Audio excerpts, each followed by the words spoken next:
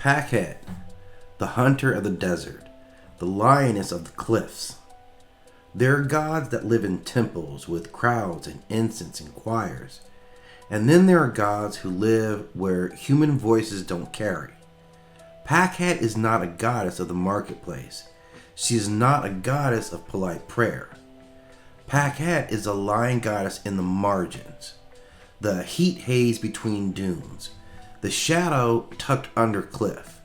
The quiet tension in the spine that tells a hunter something is watching you back. Some deities come from stories. Pakhet comes from presence. And presence is older than any story ever written down. She is known as she who scratches, she who rips, or she who hunts. And she belongs in the edge of Kemet, the place where the Nile can't soften. You can see her in the wide desert bowl under the sun, bleached pale blue, almost white. The sun is so blunt, it doesn't feel like light, it feels like weight. The sand isn't one color. It is layered, gold, amber, clay red, bone dust. And there are stone outcroppings like broken teeth. Cliff faces that look carved by time and sandstone, and old arguments between wind and rock. And somewhere in that cliff wall, cut into the stone itself, there is a place for her. A hollow that is not a cave, not a home, not a tomb. A mouth in the rock where a lion goddess can be fed with offerings and fear and respect. Pakhet is a cliff goddess, a goddess you approach the way you approach a lion. Not loud, not fast, not careless, because if she is present, the desert becomes a hunting ground. Pakhet is often associated as being a lioness. Now don't imagine an animal, imagine a divinity wearing animal truth. She is tall in the way that statues are tall, not in height but in authority, the kind of authority that makes the air feel organized around her. Her face is a lioness, clean, calm eyes, a muzzle that suggests restraint. Not the grin of a predator playing with prey, more like the stillness of a predator that doesn't need to prove anything. Her skin is a shade of sun-burnished bronze or deep umber, like the earth after heat. Not polished, not porcelain, more like living stone warmed by the daylight. Gold catches her cuffs, collar, the geometry of ancient craft. But this isn't decoration, it reads as rank. And her eyes, they are measuring instruments. They measure distance, they measure threat, they measure truth. When she turns her gaze on someone, it doesn't feel like being looked at. It feels like being judged by the wild itself. Pakhet is a lion goddess tied to hunting and war, but not in the loud, marching drums way. Her war is precision. Her hunting is law. She is the goddess of the moment before impact, the silence before claws, the breath held, the twitch of muscle under skin. If Sekhmet is the blaze, Pakhet is the ember that waits. If Bastet is the hearth cat, the domestic guardian, Pakhet is the wildcat that never belonged in your home in the first place. Pakhet moves between those polarities like a blade sliding between ribs, soft and inevitable. She is the lioness outside the city order, the divine reminder that civilization is a thin robe worn over the animal truth.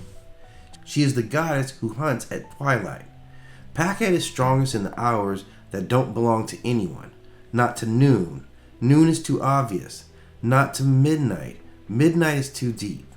Pakhet belongs to twilight, where the desert stops shining and starts listening. At that hour, the horizon bruises purple and burnt orange. The sand cools fast. The air changes texture, like silk turning into smoke.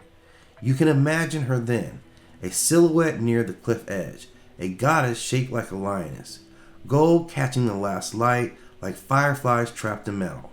Her feet silent on stone, not running, not sneaking, but existing with the confidence of a creature that has never been prey.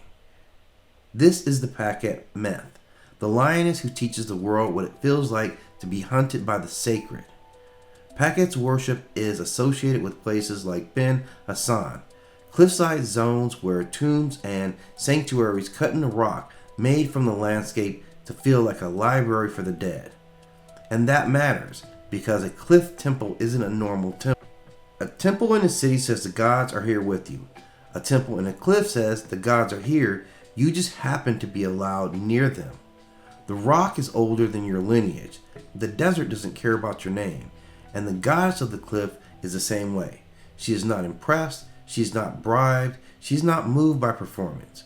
Approaching Pakhet is like approaching the ancient truth. You don't negotiate, you align or you get corrected.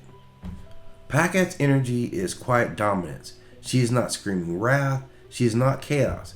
She is controlled force, the kind of force that doesn't waste motion, the kind of force that doesn't argue. In mythic reading, Pakhet shows up in a person's life when someone needs to stop begging and start moving with authority. Someone is surrounded by predators and has to become one. Someone is learning that softness without boundaries becomes a meal. Pakhet doesn't teach to be cruel, she teaches to be real. She teaches the law of the hunt, which is not evil, it is honest. The desert doesn't apologize for being dry. The lioness doesn't apologize for eating. Pakhet is that level of truth. The truth that makes people uncomfortable because it doesn't care how anyone feels about it. Her name is often connected to scratching, and this is the perfect symbolism. A scratch isn't always lethal. A scratch is a message. A scratch says, I could have ended you. I chose education. Pakhet's scratch is initiation. It marks a person. It can be literal, claws, blood, pain, or spiritual, ego cut, illusions torn, comfort shredded. Pakhet doesn't just kill prey, she kills falsehood. And if someone is living in a lie, Pakhet is not the goddess that gently guides them out of it. She is the goddess that rips away the curtain. Pakhet in the Lioness continuum. It had multiple lion-headed goddesses because lion energy had multiple modes. Pakhet is not redundant. She is specialized. She is the lioness of the cliffs and the borderlands, hunting as sacred law, controlled violence, twilight vigilance, the wild feminine that doesn't seek approval. If Sekhmet is divine punishment, Pakhet is divine pursuit. And pursuit is scarier. Punishment ends. Pursuit keeps coming.